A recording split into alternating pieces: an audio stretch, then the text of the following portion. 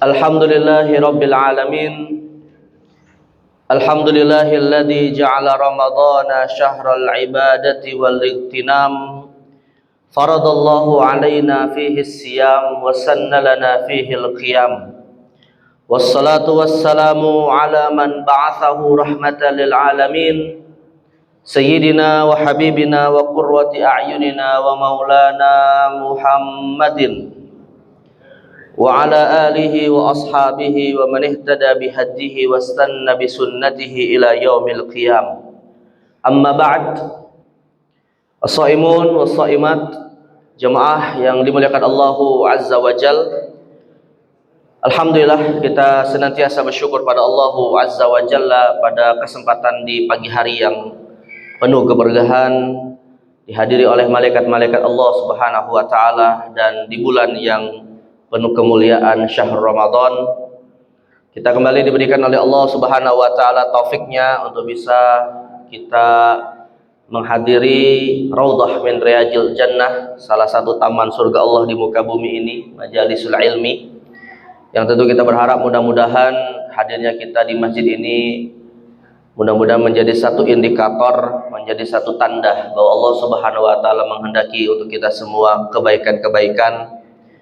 Dan kita berharap Allah istiqomahkan hingga akhir hayat kita. Wabil khusus, mudah-mudahan sampai Ramadan nanti meninggalkan kita yang tak terasa sudah lebih dari setengah perjalanannya kita lalui.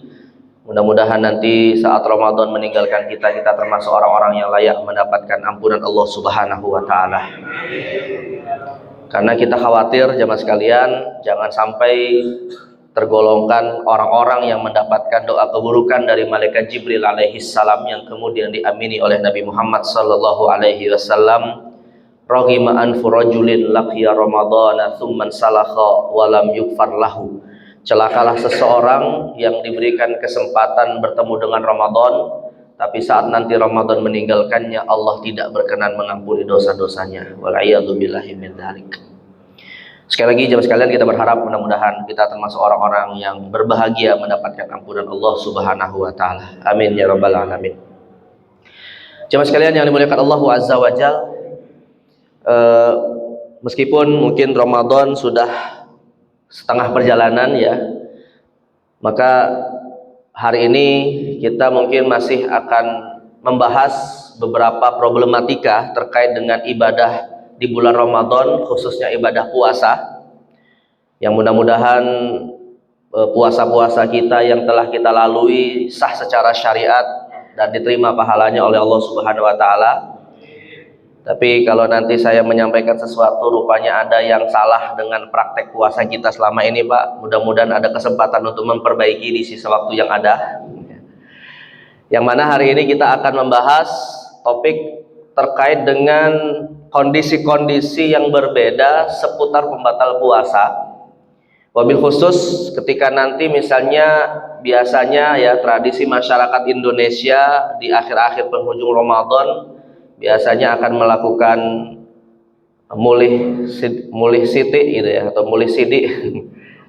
Apa bahasa ini Pak, bahasa Jawanya? Mulih siti. Ya mudik lah gitu Pak ya. Nah, jadi maka tentunya bisa saja mudik ini perjalanannya dilakukan masih di bulan Ramadan ya. Maka kita harus tahu juga nih bagaimana fikih bersafar ketika kita berada di bulan Ramadan. Nah, jadi apa yang saya maksud dengan kondisi-kondisi terkait dengan pembatal puasa jamaah sekalian? Di sini tidak secara khusus kita bicara tentang pembatal puasanya ya, tapi kondisinya. Yang mana ketika seorang muslim melakukan ibadah puasa, Pak, dan kemudian di tengah puasa itu dia misalnya makan dan minum, yang kita tahu itu adalah membatalkan puasa, bisa jadi alasan dia makan dan minum di tengah puasa itu berbeda-beda. Tidak bisa kita generalisir ya. Yang mana setidaknya ada 4 kondisi berbeda terkait dengan orang yang sebenarnya berpuasa tapi dia melakukan pembatal puasa. Dan dari 4 kondisi itu nanti ada 4 konsekuensi yang berbeda pula.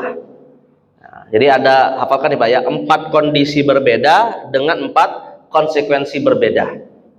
Nah, 4 kondisi berbeda tersebut adalah, misalnya kita ambil satu contoh, seseorang makan dan minum di siang hari Ramadan, bisa jadi dia makan dan minumnya itu padahal sedang berpuasa karena sebab lupa. Kondisi pertama. Yang kedua, bisa jadi dia makan dan minumnya karena sebab salah. Nah, ini lupa dan salah itu bedanya apa, nanti saya jelaskan. Yang ketiga, bisa jadi dia makan dan minumnya sengaja, namun ada dasar uzur syar'inya. Dan yang keempat, bisa jadi makan dan minumnya sengaja tapi tidak ada uzur syar'i. Nah, jelas ya maksudnya. Artinya ada 4 kondisi di tengah puasanya dia melakukan hal yang membatalkan puasa, tapi 4 kondisi ini Pak nanti konsekuensi hukumnya berbeda. Bisa karena lupa atau dalam bahasa Arab disebut dengan nisyan, bisa karena salah atau disebut dengan khata', bisa karena sengaja tanpa uzur ya, atau dalam bahasa Arab disebut al-amdu bil uzri, dan yang keempat bisa karena sengaja tapi tanpa uzur, al-amdu bidunil uzri. Nah, konsekuensinya apa? Ada 4 juga, tapi dalam bentuk pertanyaan Pak ya. Konsekuensinya adalah apakah puasanya batal? Ya, jadi kalau makan dan minum karena lupa, salah, sengaja, dengan uzur atau sengaja tanpa uzur, apakah puasanya batal? Yang kedua, apakah berdosa? Yang ketiga, apakah wajib mengqadha'nya di hari yang lain? Dan yang keempat, apakah wajib membayar kafarat? Terbaik ya, misalnya ya. 4 kondisi dengan 4 konsekuensi hukum terkait dengan ibadah puasanya. Apakah puasanya batal? Apakah berdosa? Apakah wajib mengqadha'nya di hari yang lain di luar Ramadan? Dan apakah wajib membayar kafarat? Nah, maka keempat hal ini jemaah sekalian akan berbeda tergantung apa yang menjadi sebab dia melakukan pembatal puasa. Nah, tapi sebelum saya masuk kepada jawaban dari 4 masalah ini Pak, sedikit saya mungkin ingin mengingatkan, mungkin kita semua sudah tahu tapi mungkin perlu diingatkan kembali, apa saja hal-hal yang bisa membatalkan puasa selain makanan minum yang tadi saya sebutkan. Nah, mudahnya jemaah sekalian, pembatal puasa itu setidaknya ada 5. Ada 5 pembatal puasa. Yang pertama adalah batalnya syarat sah puasa. Batalnya syarat sah puasa. Yang mana batalnya syarat sah puasa ini setidaknya ada 2. Ya, pembatal syaratnya sah puasa itu ada 2 Pak. Yaitu adalah murtad, karena syarat dari sahnya puasa dilakukan oleh seorang muslim. Jadi kalau misalnya Pak ada orang berpuasa di pagi hari sebagai seorang muslim, di siang harinya dia murtad, sore harinya masuk Islam lagi. Misalnya Pak. Tapi dari sejak dia murtad sampai masuk Islam itu nggak makan, nggak minum, tetap puasa Pak. Batal nggak puasanya? Batal. Karena murtadnya ya, bukan karena makan minum dan lain-lain gitu ya. Nah, jadi maka murtad itu membatalkan puasa. Sebab Allah berfirman dalam Al-Quran, la in asyrakta la yahbatanna amaluk. Jika engkau berbuat syirik, artinya murtad dari Islam, maka batallah ibadah yang sedang dilakukan. Nah, yang kedua, pembatal puasa kedua adalah mendapati haid dan nifas, khususnya bagi wanita. Karena di antara syarat sahnya puasa adalah suci dari haid dan nifas. Ya, haid dan nifas itu menghalangi seorang wanita untuk boleh berpuasa. Tapi kalau seorang wanita awalnya dalam kondisi suci, awalnya nih Pak dalam kondisi suci, berarti dia wajib puasa. Rupanya 5 detik sebelum maghrib tiba-tiba darah haid keluar. Batal nggak puasanya Pak? Tanggung 5 detik lagi Pak. Mau 5 detik, bahkan mau 1 detik sekalipun tiba-tiba haid sebelum azan maghrib atau sebelum masuk waktu maghrib, puasanya otomatis batal. Ya, karena haid dan nifas pembatal puasa. Sebab Sayyidah Aisyah radhiyallahu anha mengatakan, kunna nahidu fi ahdi Rasulillah fa nu'maru bi qada'is shaumi wa la nu'maru bi qada'is shalah. Kata Sayyidah Aisyah radhiyallahu anha, dulu kami mendapati haid di masa Rasulullah, maka Nabi perintahkan kami mengqadha puasa tapi tidak diperintahkan untuk mengqadha salat. Nah, jadi artinya karena diperintahkan mengqadha puasa, maknanya puasanya batal ya. Nah, ini pembatal pertama, yaitu batalnya syarat sah, yaitu syarat keislaman dan syarat suci dari haid dan nifas. Pembatal yang kedua Pak adalah makan dan minum dengan sengaja, al-aqlu wasyurbu amdan. Hal ini didasarkan kepada surat Al-Baqarah 187 di mana Allah berfirman, wa kulu washrabu hatta yatabayyana lakumul khaytul abyadu minal khaytil aswadi minal fajri thumma atimmus siyama ilal lail. Makan dan minumlah kamu sampai datang waktu fajar, dan sempurnakan puasa sampai datang waktu malam atau maghrib. Berarti pemahamannya Pak, Allah bolehkan kita makan dan minum sampai datang waktu fajar, maka maknanya kalau sudah masuk waktu fajar tidak boleh makan dan minum. Artinya makan dan minum termasuk pembatal puasa. Nah, tetapi jemaah sekalian, yang dimaksud dengan makan dan minum pembatal puasa itu Pak adalah sesuatu yang melewati tenggorokan. Ya, jadi bukan termasuk makan dan minum pembatal puasa kalau hanya baru di mulut saja, kalau belum lewat tenggorokan. Jadi kalau ibu-ibu seringkali bertanya, Ustadz boleh nggak kalau nyicip makanan saat berpuasa? Ya boleh, silakan selama masih berada di lidahnya. Ya, tapi kalau nyicipnya satu mangkok, itu bukan nyicip namanya Pak, itu doyan namanya. Nah, jelas batal puasanya. Atau misalnya Pak, kita seringkali bertanya mungkin cabut gigi misalnya Pak. Nah, batal nggak puasa Pak gigi? Nggak batal, kecuali kalau ditelan misalnya. Nah, itu baru batal. Yang penting batasannya apa? Tenggorokan. Nah, tetapi para ulama meluaskan, ya Mas kalian. Para ulama meluaskan pembatal puasa yang masuk kategori makan dan minum bukan hanya lewat tenggorokan, tetapi ketika ada unsur luar tubuh kita masuk ke dalam tubuh kita dari rongga-rongga yang lain, maka itu juga dikategorikan makan dan minum dengan sengaja. Nah, tetapi dalam hal ini Pak, ada setidaknya 7 rongga di tubuh kita, 5 diantaranya jika masuk sesuatu membatalkan puasa, 2-nya tidak. Ya, ada 5 rongga tubuh kita Pak, yang jika masuk sesuatu membatalkan puasa, 2-nya tidak. 3 ada di kepala, 2 ada di tubuh. Ya, itu membatalkan puasa berarti 5, sedangkan yang 2, 1 ada di kepala, 1 ada di tubuh, yang tidak membatalkan puasa. Yang ada di kepala membatalkan puasa adalah 1 tenggorokan, yang tadi sudah kita sebutkan, kedua adalah hidung, ketiga telinga. Ya, jadi kalau kita memasukkan sesuatu Pak ke dalam telinga kita, misalnya obat telinga gitu ya, terasa kemudian di tenggorokan kita rasa pahitnya misalnya, maka puasa batal. Demikian juga hidung. Adapun kalau yang di kepala tidak membatalkan puasa adalah rongga mata. Nah, dia pakai tetes mata itu tidak membatalkan puasa. Ya, jadi telinga, hidung dan tenggorokan. Sedangkan yang ada di tubuh kita Pak, rongga yang membatalkan puasa adalah kubul dan dubur. Rongga kubul dan rongga dubur itu membatalkan puasa. Makanya kan ada Pak obat pereda demam itu yang lewat dubur ya. Nah, itu membatalkan puasa. Tapi yang ada di tubuh kita tidak membatalkan puasa Pak adalah rongga pori-pori. Nah, kita kalau misalnya sakit Pak, kemudian tetap berpuasa, lalu berobat dengan disuntik di pantat, tidak membatalkan puasa. Kecuali, ya mayoritas ulama kontemporer mengatakan Pak, kecuali kalau yang dimasukkan lewat pori-pori ini bukan sebagai obat, tapi nutrisi makanan yang bisa menguatkan fisik. Nah, maka ini membatalkan puasa. Tapi kalau sebagai obat, tidak membatalkan puasa. Nah, jadi sekali lagi, ada 3 di kepala, ada 2 di tubuh. Tenggorokan, hidung, telinga, dubur, dan kubul. Nah, itu jika masuk sesuatu mau dia makanan ataupun bukan Pak, membatalkan puasa. Baik, kemudian pembatal puasa yang ketiga jemaah sekalian adalah al-istiqa'u amdan, sengaja memuntahkan isi perut. Tapi kalau tidak sengaja Pak, mungkin karena mual atau ada vertigo dan semacamnya, ini tidak membatalkan puasa. Kata Nabi SAW, man dara'ahul qai' falaysa alaihi qada' wa man istaqa'a amdan falyaqdi. Kata Nabi SAW, barang siapa terpaksa memuntahkan isi perutnya, maka tidak harus diqadha puasanya, artinya tetap sah. Tapi kalau dia sengaja memuntahkannya, misalnya masukkan jari ke dalam tenggorokan Pak untuk memuntahkan isi perut, nah ini membatalkan puasa. Nah, jadi artinya yang batal adalah kalau dengan sengaja. Kemudian yang keempat jemaah sekalian, pembatal puasa yang keempat adalah al-istimna'u amdan. Al-istimna'u amdan, sengaja mengeluarkan air mani meskipun tidak lewat hubungan seksual, misalnya percumbuan dengan istri. Tapi kalau mimpi basah Pak, tidak membatalkan puasa ya. Mimpi keluar air mani dalam kondisi nggak sadar, itu tidak membatalkan puasa. Ini dilakukan dalam kondisi sadar.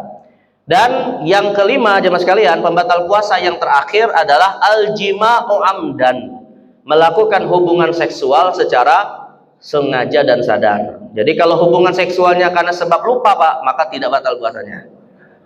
Ya. Misalnya Allah jadikan suami istri dua-duanya lupa Pak ya. Setelah selesai, kita baru ingat puasa. Itu nggak batal Pak. Tapi kayaknya hampir mustahil ya, hampir mustahil Pak ya. Ya kalau satunya lupa, satunya kemungkinan nggak lupa Pak ya. Tapi kalau seandainya kan nggak ada yang mustahil di sisi Allah, Pak. Kalau seandainya memang Allah jadikan mereka lupa, ya udah apa namanya, tidak batal puasanya. Baik, jadi ada 5 pembatal puasa tadi, Pak ya. Batal syarat sah puasa, khususnya Islam dan suci dari haid nifas. Kedua, apa? Makan dan minum dengan sengaja, termasuk memasukkan sesuatu ke dalam 5 rongga tubuh kita. Ketiga, memuntahkan isi perut dengan sengaja. Keempat, mengeluarkan air mani dengan sengaja. Dan kelima, melakukan hubungan seksual secara sengaja meskipun tidak keluar air mani. Ya, ini bedakan Pak ya, antara mengeluarkan air mani dengan melakukan hubungan seksual. Ketemu 2 kelamin meskipun tidak keluar air mani, tetap puasanya batal. Ya. Baik, ini pembatal puasa yang nanti kita terapkan, Pak. Bisa terjadi dalam 4 kondisi. Bisa karena sebab lupa, bisa karena salah, bisa karena sengaja dengan uzur, bisa dengan sengaja tanpa uzur. Nah, sekarang pertanyaannya, apa konsekuensi hukum masing-masing dari 4 kondisi ini? Pertama, jemaah sekalian, pembatal puasanya, anggaplah kita ambil satu contoh, makan dan minum ya, dilakukan tapi dalam kondisi lupa. Maka para ulama semuanya sepakat, Pak, kalau makan dan minum itu dilakukan karena sebab lupa, 4 hal tadi, pertama para ulama sepakat puasanya tetap sah, tidak batal. Yang kedua, tidak berdosa.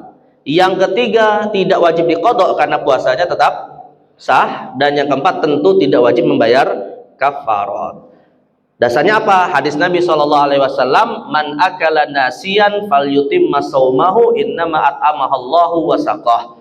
Barang siapa makan dan minum karena sebab lupa, maka lanjutkan puasanya, sesungguhnya ia telah diberi makan dan minum oleh Allah Subhanahu wa ta'ala. Tapi yang jadi masalah begini, Pak, itu kan orang yang lupa. Nah, kalau kita yang melihatnya bagaimana, Pak? Dan kita sedang sadar dalam kondisi berpuasa, apa sikap kita? Misalnya ada keluarga kita, ada teman kita, atau ada orang yang kita kenal, Pak, kok dia makan dan minum padahal puasa. Nah, kita sedang dalam kondisi sadar dia puasa. Nah, maka sikap kita apa, Pak? Ada 3 kemungkinan, Pak. Pertama, mengingatkan. Kedua, membiarkan. Ketiga, ikut makan.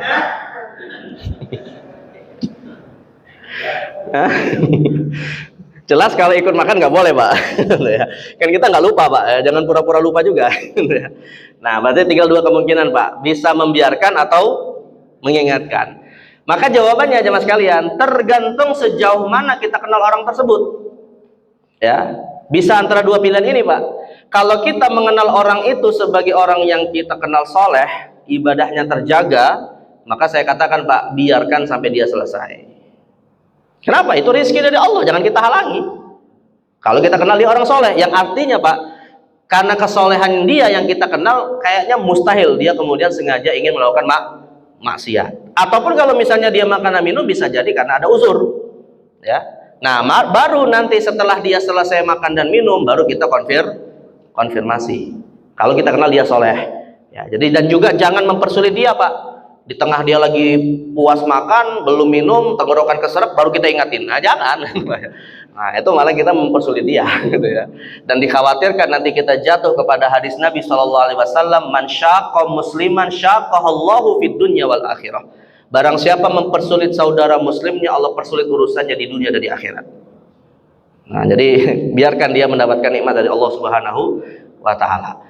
Nah, tapi Pak, kalau kita kenal bahwa orang ini bisa jadi bermasalah dari sisi keislamannya, sholatnya bolong-bolong, ya, puasanya juga kadang nggak jujur, ya, maka wajib kita tegur, kita ingatkan sebagai bagian dari amar ma'ruf nahi mungkar. Dan Rasul bersabda, man ra'a minkum munkaran falyughayyirhu biyadihi, fa illam yastati' bi lisanihi, fa illam yastati' fa biqalbihi.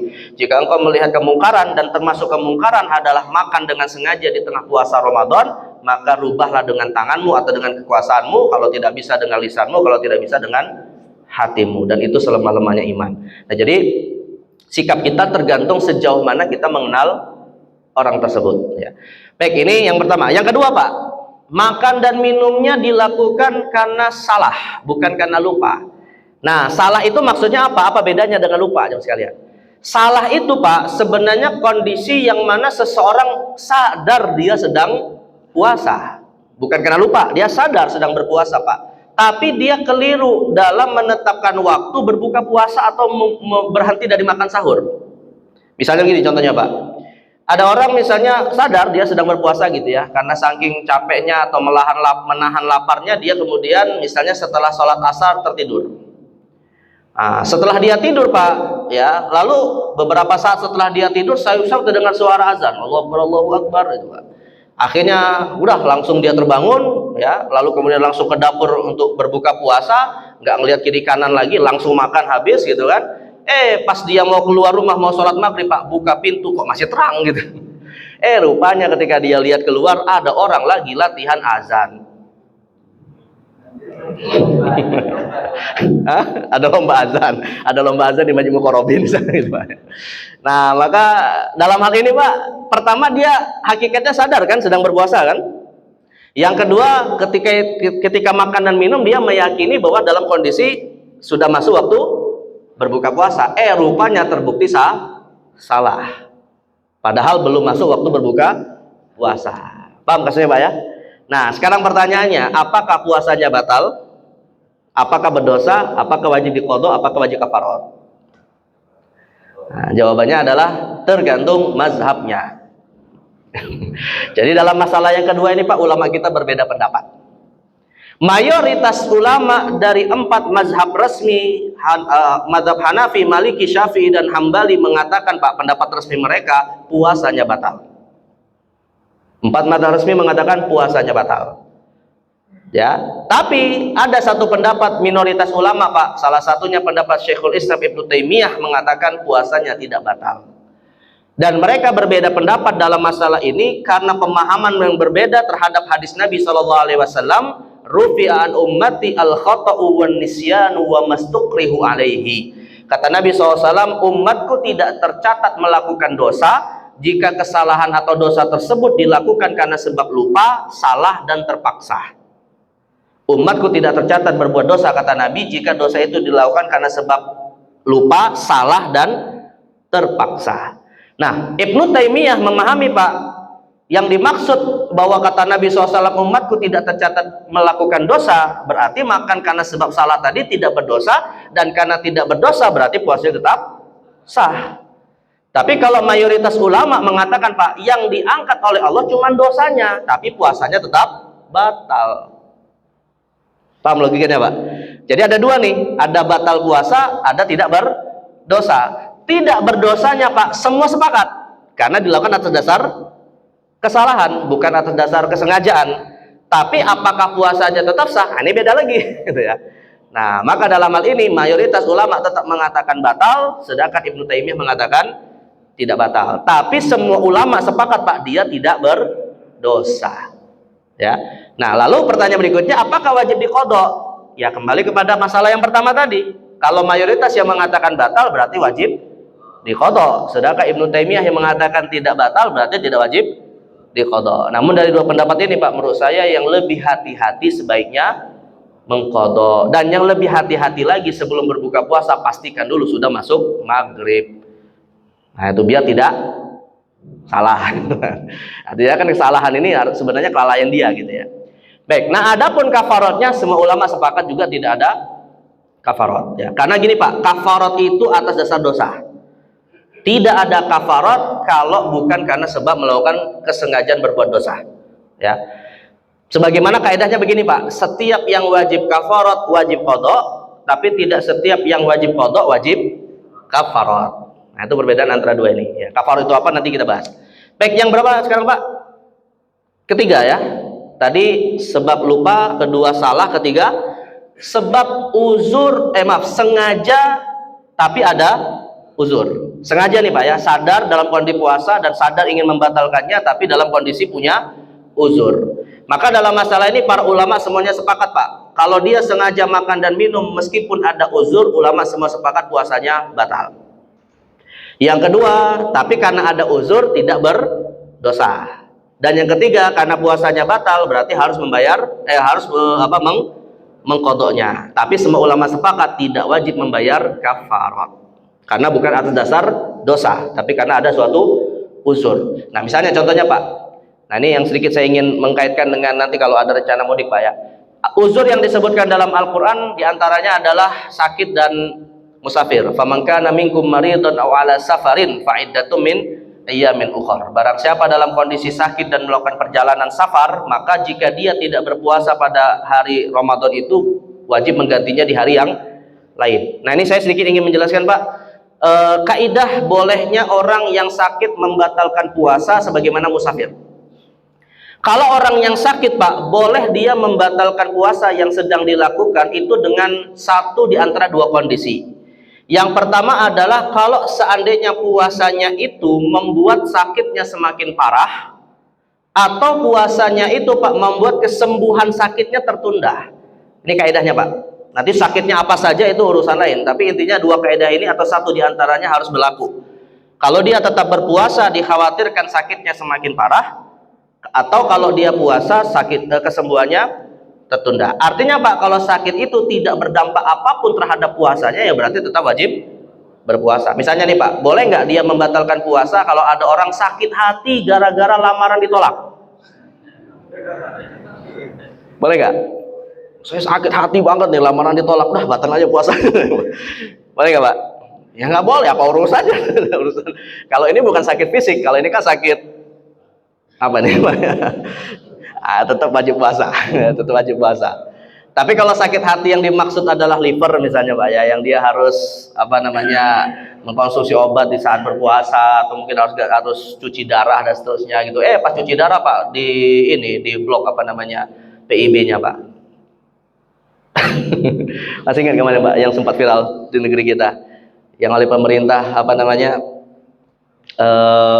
yang dapat BPJS gratis ya, PIB ya. Itu yang pasien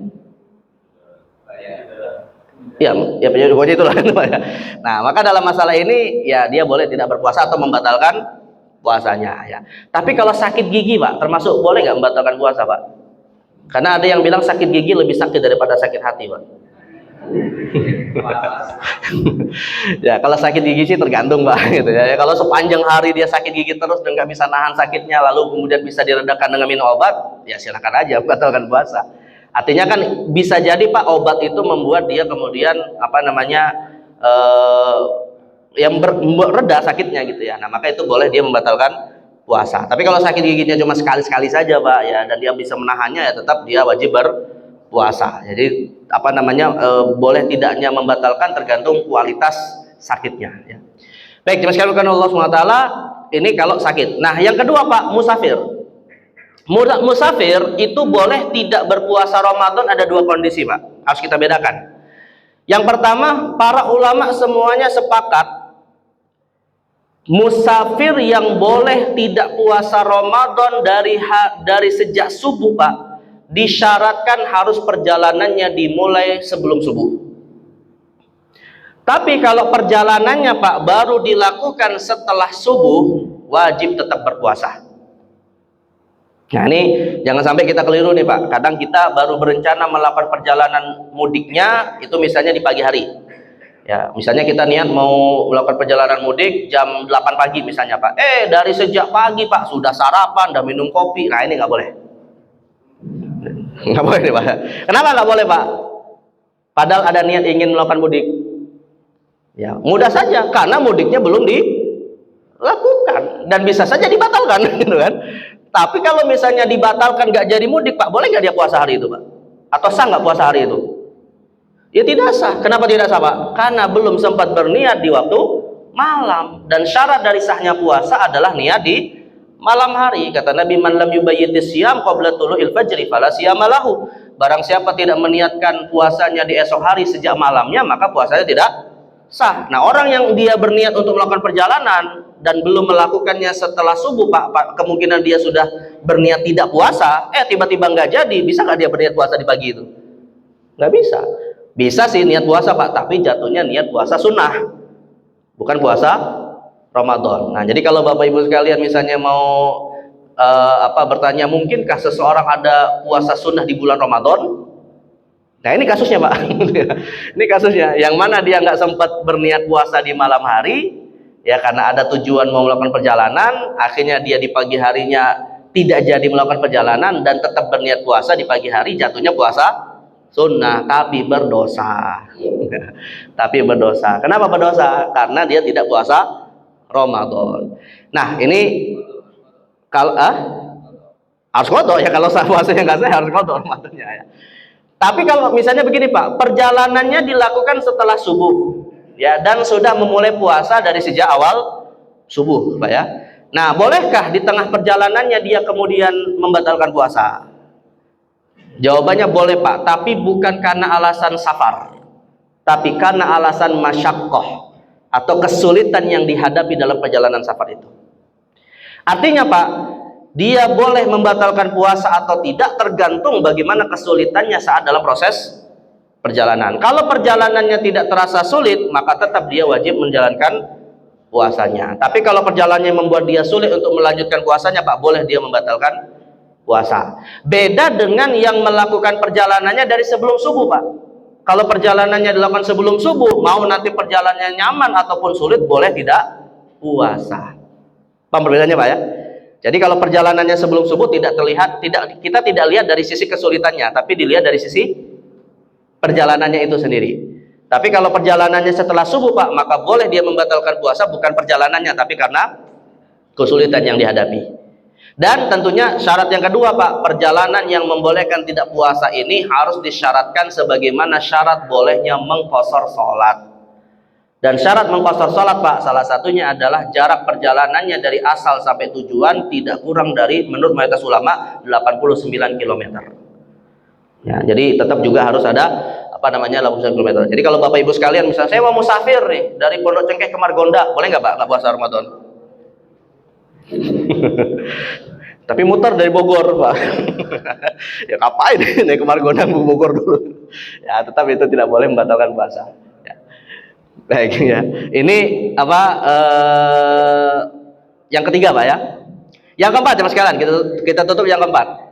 Dibatalkan secara sengaja tapi tanpa uzur ya. Nah, inilah sebenarnya yang jadi masalah Pak ya. Yang dibatalkan secara sengaja tanpa uzur inilah yang disebutkan dalam beberapa hadis termasuk dosa besar. Bahkan Nabi pernah menginformasikan Pak, di antara azabnya adalah Rasulullah SAW ketika melakukan Mi'raj ke Sidratil Muntaha, diperlihatkan di antara ahli neraka itu adalah orang-orang yang yang tidak menyempurnakan puasa Ramadannya sampai selesai.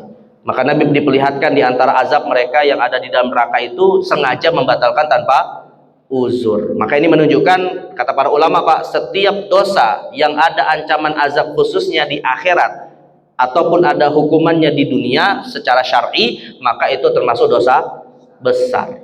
Maka sengaja membatalkan puasa tanpa uzur itu termasuk dosa besar. Kalau sengaja membatalkan puasa tanpa uzur saja dosa besar Pak, apalagi yang dari awal tidak mau puasa. Nah, itu tentu lebih besar. Nah, maka apa konsekuensi hukumnya Pak? Pertama, para ulama sepakat puasanya batal. Kedua, para ulama sepakat termasuk dosa besar. Ketiga, para ulama sepakat wajib di qadha. Nah, tapi yang diperselisihkan yang keempat Pak. Para ulama berbeda pendapat, apakah wajib membayar kafarat. Dalam masalah kafarat ini jemaah sekalian, mazhab Hanafi dan Maliki mengatakan semua pembatal puasa yang tidak ada uzurnya mewajibkan kafarat, termasuk makan dan minum. Tapi kalau dalam mazhab Syafi'i dan Hambali, pembatal puasa yang tanpa uzur ini hanya kewajibannya qadha saja, kecuali jika dibatalkan melalui hubungan seksual, maka wajib kafarat. Artinya Pak, para ulama semuanya sepakat kalau puasanya batal karena hubungan seksual wajib kafarat. Tapi ulama kita berbeda pendapat kalau puasanya batal bukan karena hubungan seksual seperti makan dan minum. Maka mazhab Hanafi dan Maliki mengatakan wajib kafarat juga, sedangkan Syafi'i dan Hambali hanya mewajibkan qadha saja. Dan kesepakatannya pada pembatal puasa yang terkait dengan hubungan seksual. Nah, sekarang pertanyaannya Pak, kita tutup di sini, apa kafaratnya jika puasanya batal karena hubungan seksual? Kafaratnya jemaah sekalian, pernah saya sampaikan mungkin beberapa pembahasan terkait dengan fikih keluarga yang lalu Pak, tapi kita ingatkan kembali. Kafaratnya itu kata para ulama mayoritas mengatakan wajib dilakukan berurutan, bukan atas dasar pilihan. Ada 3 kafarat dilakukan berurutan.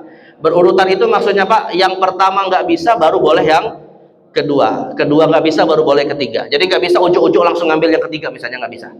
Harus dipastikan dulu yang pertama nggak bisa, baru boleh kedua nggak bisa, baru boleh ketiga. Apa itu 3 kafarat ini? Yang pertama membebaskan budak, membebaskan seorang budak. Nah, membebaskan budak ini Pak, karena hari ini tidak ada pasar budak, ya. Dan kita juga kalau mau cari di Bukalapak, Shopee atau semacamnya juga nggak ada yang jualan budak. Nah, maka dalam hal ini kafarat pertama tentang pembebasan budak kita lewati. Berarti kafarat yang kedua Pak, karena hari ini kan nggak ada budak. Kafarat yang kedua apa? Puasa 2 bulan berturut-turut. Siyamu syahraini mutatabi'ain. Puasa 2 bulan berturut-turut. Dan 2 bulan itu berapa hari Pak? 60 hari. Baru dapat 50 hari, 51-nya batal, ngulang dari awal.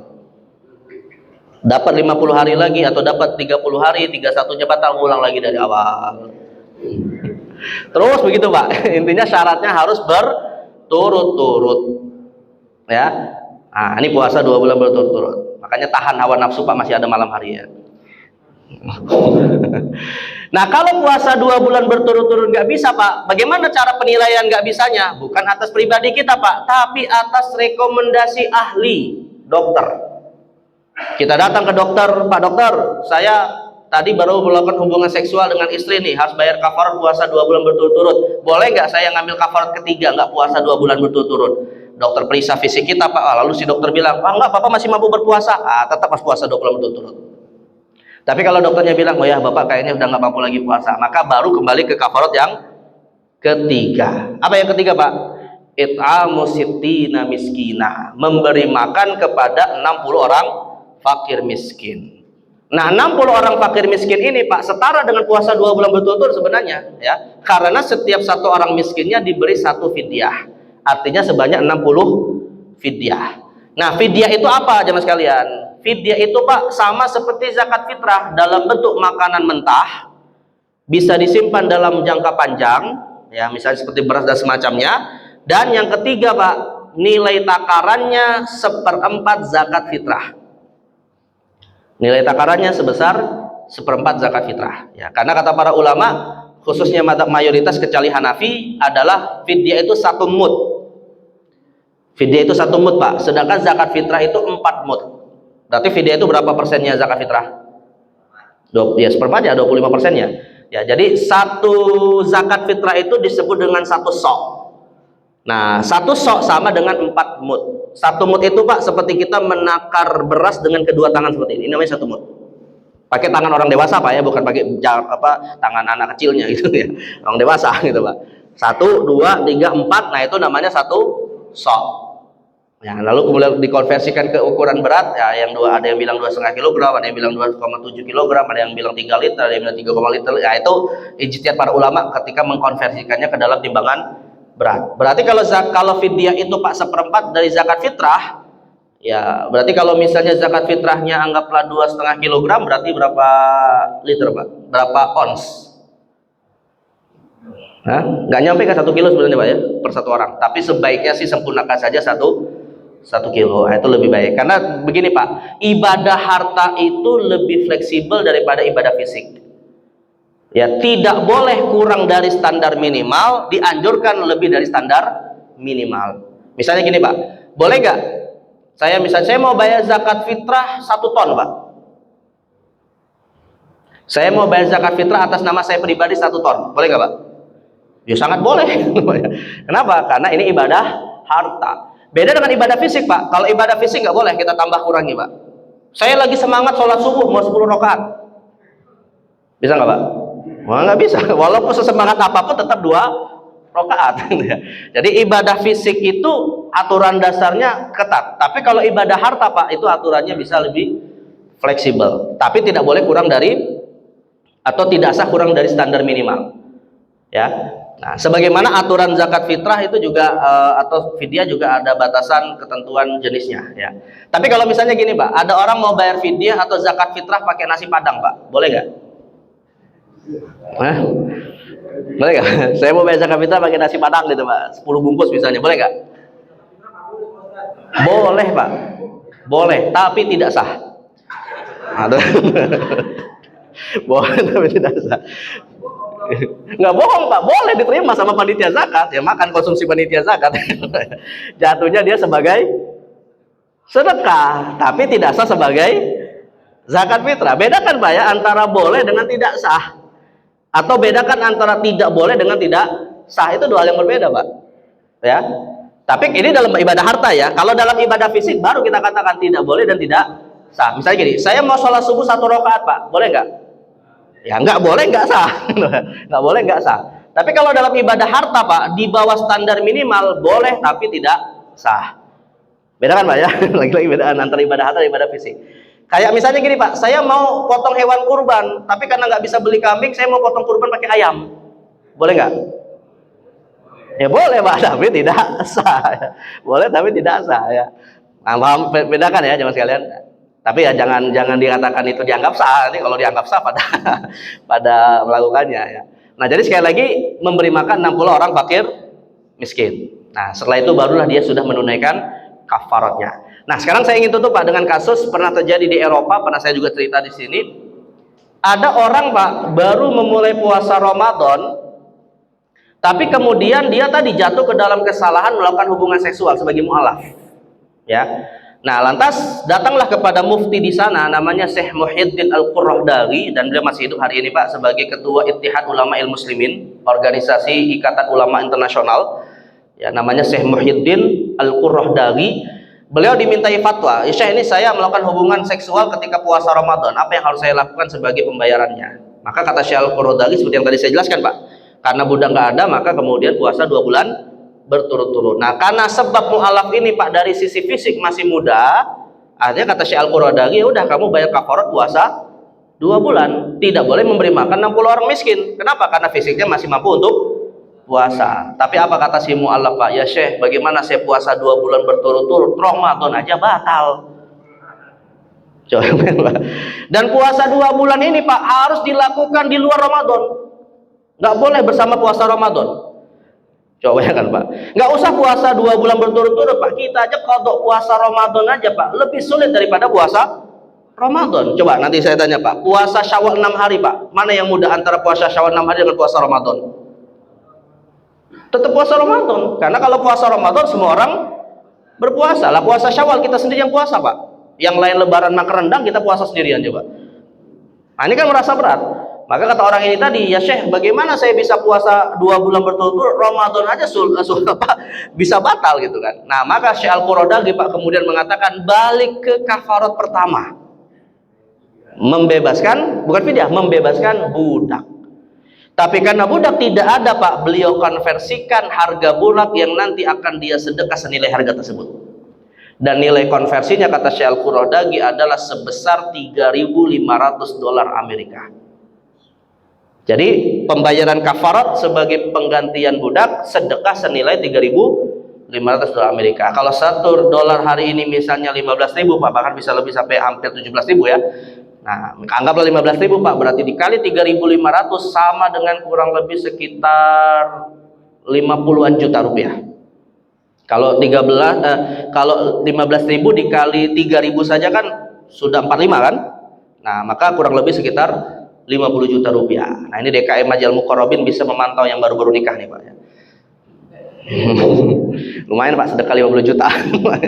Nah, jadi maka kafaratnya seperti itu. Baik, terakhir saya tutup jemaah sekalian, siapa yang wajib membayar kafarat Pak? Kan hubungan seksual itu dilakukan sendirian atau berdua? Ada nggak hubungan seksual sendirian Pak? Ya, pasti berdua kan, suami istri. Maka pertanyaannya, siapa yang wajib membayar kafarat ini? Suami doang? Atau suami dan istri, atau siapa yang memulai menggoda? Nah, ini maka perlu kita perjelas. Jawabannya Pak, pada asalnya yang wajib membayar kafarat adalah suami. Yang wajib membayar kafarat adalah suami. Tapi pertanyaan berikutnya Pak, istri boleh bantu nggak?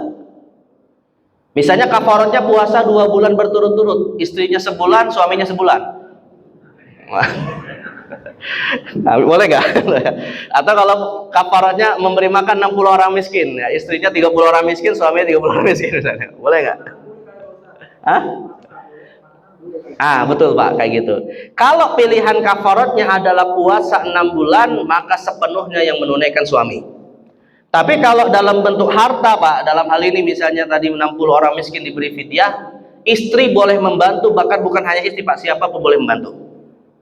Siapa boleh membantu? Karena Rasulullah pernah membantu seorang yang jatuh dalam kafarat ini, dia tidak mampu membayar kafarat, maka Nabi bantu dengan memberikan satu ranjang kurma yang kemudian disedekahkan kepada 60 orang fakir miskin.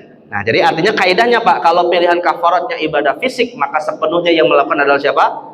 Suami. Tapi kalau kafaratnya berupa harta seperti fidyah kepada 60 orang miskin, maka boleh membantunya siapapun termasuk istrinya. Adapun istrinya sendiri Pak, kalau suaminya mengambil kafarat puasa 2 bulan, istrinya tetap wajib mengqadha puasanya karena puasanya sudah batal ya. Jadi maka di samping kafarat, puasa yang tadi batal juga wajib diqadha ya.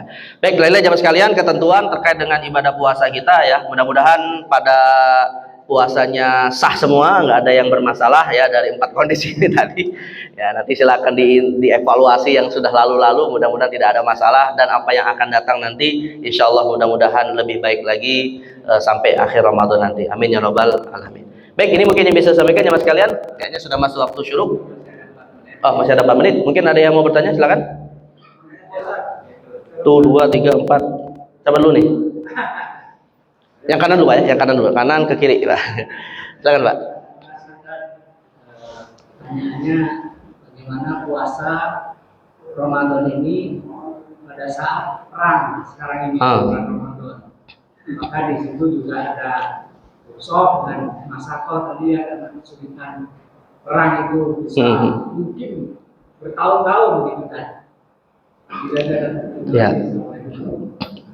Waalaikumsalam warahmatullahi wabarakatuh. Langsung enggak? Satu, boleh enggak tidak puasa karena perang ya? Kedua,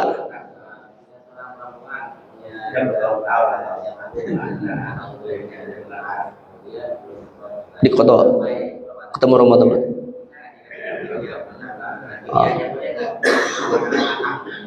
Apa videonya? Siap makan lah gitu ya, bukan makanan, bukan mentah ya. Oke, baik. Baik, yang ketiga Pak, silakan Pak. Enggak boleh, yang nanti belakang. Entar Pak, belakang Pak. Baik. Terus karena kita katanya ujur boleh makan, ujur ini batasnya umurnya berapa tahun Ustaz? 5 tahun. Musafir ya Pak ya? Iya. Tapi dia udah tua, 5 tahun, tapi yang masih di sini masih tua, nah boleh tuh makan Ustaz. Misalkan sebagai musafir? Ya musafir juga. Oh nggak musafir juga ya? Ya dekat lah gitu. Oke. Misalkan ke Bekasi kemarin gitu mau jalan-jalannya, itu boleh nggak makan terus? Dan dia nggak bayar kodok, tulisannya cuma sekali doang, terus dia puasa lagi, terus tetap dapat ini dan dapat hadiah nggak dari Allah selanjutnya itu atau pahala gitu. Terus kalau yang bertakwa kan di takwa kan orang-orang bertakwa yang puasa. Kalau dia nggak bertakwa, nggak puasa, dia puasa tetap. Tidak bertakwa tapi puasa. Iya, dapat ini nggak pahala kayak Ustaz. Ya gitu aja. Baik, terakhir Pak, silakan. Waalaikumsalam warahmatullahi wabarakatuh.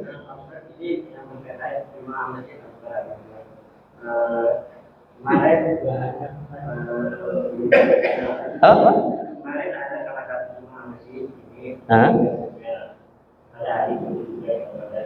Jadi sebelum dari awal Ramadan sampai meninggal itu yang bersangkutan sakit. Oh, meninggal karena sakit. Tidak puasa. Apakah ada kewajiban bagi keluarga dari ahli warisnya untuk membayarkan fidyah yang sakit sampai meninggal tadi Pak ya? Siap. Baik Pak, karena sudah masuk syuruk, jawabannya tahun depan ya Pak ya? Enggak, saya nggak ngomong Pak. Baik, saya baca jawab secara singkat Pak. Pertama, tidak puasa karena kondisi perang. Jawabannya begini Pak, tidak puasa karena kondisi perang itu alasan dia tidak puasanya bukan karena sakit, bukan karena musafir, tapi karena kesulitan yang dihadapi. Nah, maka orang yang ada kemungkinan Pak di tengah puasanya mendapati kesulitan, boleh sebenarnya dia tidak puasa, tapi saat kesulitan itu didapati. Artinya Pak, kalau perangnya belum terjadi misalnya Pak ya, tapi ada kemungkinan terjadi di siang hari misalnya, maka dari sejak subuh tetap harus berpuasa dulu. Nah, tapi nanti ketika terjadi perangnya baru dia boleh membatalkan puasa. Maknanya Pak, tidak boleh dari sejak subuh berniat tidak puasa. Nanti tetap puasa dulu. Sama seperti pekerja-pekerja berat Pak, yang misalnya mereka ya karena harus memenuhi nafkah keluarganya, dia harus bekerja berat. Ya, misalnya tukang panggul kuli bangunan, atau tukang panggul di pasar, atau mungkin bawa beca dan semacamnya Pak. Dia tetap dari pagi harinya harus berpuasa. Nah, di siang hari kemudian karena tenaganya udah nggak kuat lagi melanjutkan puasa, mungkin sampai kunang-kunang matanya, hampir pingsan dan seterusnya, baru dia boleh batalkan puasa. Nah, ini yang jadi masalah Pak. Nanti saya kerja siang hari, udahlah pagi harinya sudah minum kopi dulu. Nah, ini nggak boleh Pak. Ya, jadi kenapa? Karena bisa jadi kerjaannya tidak jadi dilakukan, sebagaimana perangnya bisa jadi tidak terjadi gitu kan. Nah gitu. Jadi sekali lagi, kapan boleh dibatalkan? Kalau kesulitan itu datang. Baik, kemudian yang kedua Pak, wanita haid dan nifas tidak puasa pada tahun lalu belum diqadha ketemu dengan Ramadan yang akan datang. Jawabannya Pak, jawabannya adalah ada dua kemungkinan. Kalau dia tidak mengqadha sampai ketemu Ramadan berikutnya karena ada suatu uzur, Pak ya, misalnya tiba-tiba sakit atau mungkin tiba-tiba hamil dan seterusnya Pak, sampai ketemu Ramadan berikutnya, maka dalam hal ini kewajiban qadhanya masih berlaku dan tidak diganti fidyah Pak. Tetap kewajiban qadhanya berlaku, tapi nanti ditunaikan setelah selesai Ramadan kedua. Nah, sedangkan kalau tanpa uzur Pak, sebenarnya bisa sih mengqadha antara dua Ramadan, tapi ditunda-tunda atau lalai dan semacamnya Pak, maka dalam hal ini qadhanya masih berlaku dan dibebankan fidyah. Jadi bukan langsung berpindah ke fidyah, tidak, tetap qadhanya berlaku Pak. Dan saya ingin tegaskan kaidah nih Pak ya. Kaidahnya adalah orang yang tidak puasa Ramadan Pak dan masih memungkinkan bisa mengqadha, kewajibannya qadha, bukan fidyah. Fidyah hanya berlaku bagi yang tidak bisa mengqadha. Dalam hal ini dua. Pertama, orang tua yang sudah tidak mampu lagi berpuasa, dan yang kedua, orang yang sakit tidak ada kemungkinan sembuh sampai meninggal, maka baru dia dibayarkan fidyah. Termasuk pemahaman yang kurang tepat Pak, menurut kebanyakan para ulama, ibu hamil menyusui. Ya, sebagian ada yang mengatakan ibu hamil dan menyusui ketika tidak puasa langsung bayar fidyah. Perlu dirinci Pak, perlu dirinci. Rinciannya kayak gini, kalau dia setelah hamil dan menyusui masih memungkinkan nanti mengqadha, tetap kewajibannya adalah qadha. Kecuali kalau sepanjang umurnya Pak, dia memang tidak bisa mengqadha. Kenapa? Karena sepanjang umurnya hamil dan menyusui. Nah, 9 bulan hamil, 2 tahun menyusui, hamil lagi 9 bulan, 2 tahun lagi menyusui, hamil lagi 9 bulan, 2 tahun lagi menyusui, hamil lagi 9 bulan, 2 tahun lagi menyusui. Umur 60 tahun berhenti Pak dari hamil dan menyusui. Bisa nggak dia mengqadhanya? Ya sulit banget ya, udah bayar fidyah aja lah gitu. Nah, jadi artinya, tapi kan kalau kebanyakan wanita di sekitar kita Pak, hamil menyusui 3 tahun berhenti gitu kan, masih bisa nggak qadha 3 tahun itu? Masih bisa, walaupun mungkin 2 tahun dia tidak puasa ya. Jadi maka dalam hal ini kaidahnya Pak, selama masih mungkin mengqadha maka wajib qadha.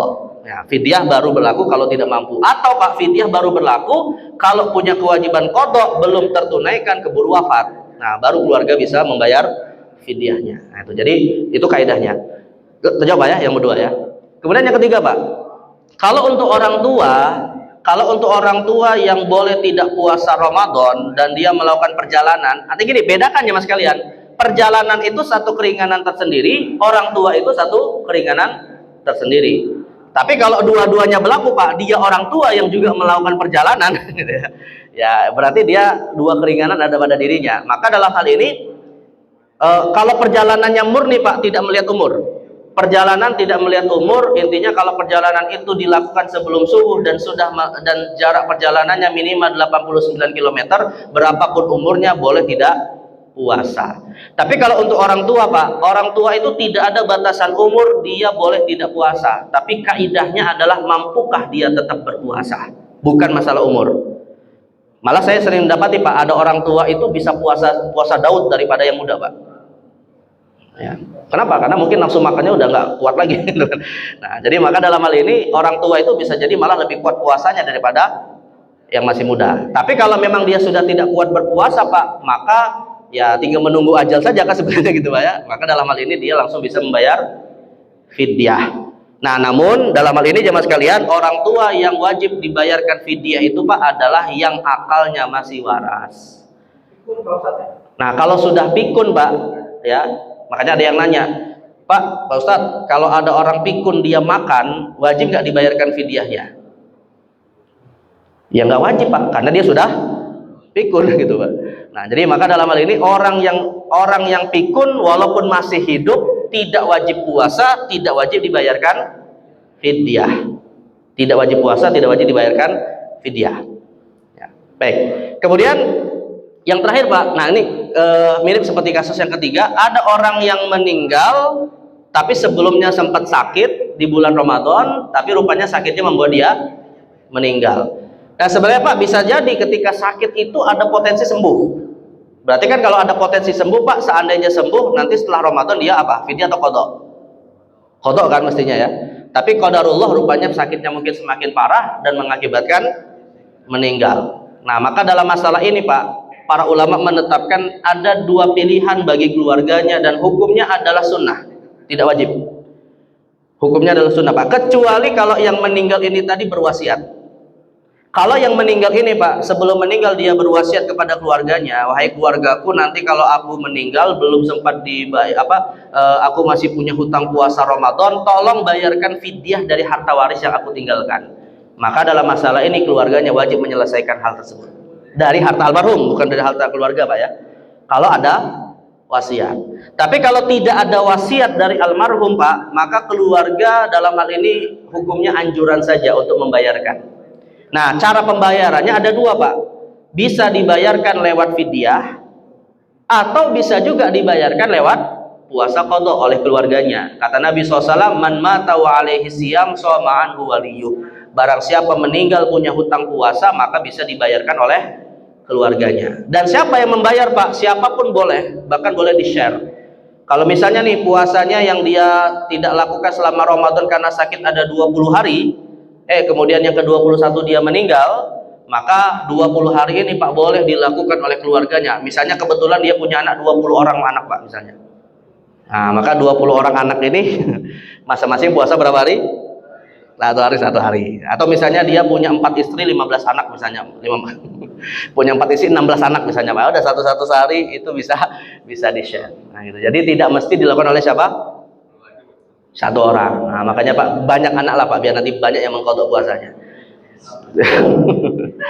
Gitu Pak ya. Nah, ini jadi intinya bisa dibayar dengan qadha dari keluarganya atau bisa diganti dengan bayar fidyah ya. Tapi fidyahnya diambil dari harta siapa Pak? Asalnya diambil dari harta waris almarhum.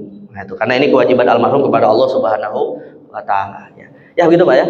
Baik, cukup jam istirahat mungkin. Ya, mudah-mudahan apa yang kita bahas ada manfaat, dan sekali lagi kita berharap Ramadan kita selesaikan dengan sebaik-baiknya dan nantinya kita termasuk orang-orang yang layak mendapatkan ampunan Allah Subhanahu wa taala. Amin ya rabbal alamin. Mari kita tutup dengan doa kafaratul majlis. Subhanakallahumma bihamdika asyhadu an la ilaha illa anta astaghfiruka wa atubu ilaik. Wassallallahu ala sayyidina Muhammadin nabiyil ummi wa ala alihi wasallam. Wassalamualaikum warahmatullahi wabarakatuh.